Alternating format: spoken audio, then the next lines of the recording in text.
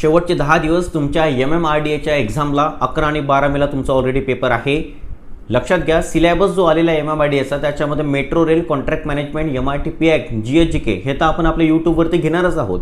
पण एवढं करून विद्यार्थी मित्रांनो तुमचं सिलेक्शन मात्र शक्य नाही, कारण की तेवढं सायमल्टेनियसली वेटेज तुम्हाला तुमच्या टेक्निकल सब्जेक्टवरती पण द्यावं लागेल. MCQची प्रॅक्टिस करून तुम्ही टेक्निकलला सामोरे जाऊ शकत नाही जोपर्यंत तुम्हाला कन्सेप्ट माहिती असणार नाही.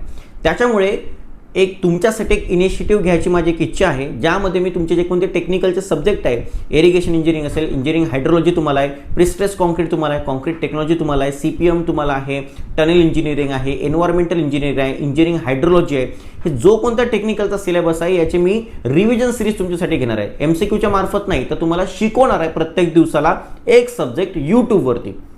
नॉन टेक्निकल तर आपण घेणारच आहोत, पण टेक्निकल सुद्धा तुम्हाला करावं लागेल, कन्सेप्च्युअल करावं लागेल. त्यामुळे ही सिरीज विजय सिरीज जी आहे हे मला तुमच्यासाठी घेण्याची एक इच्छा आहे.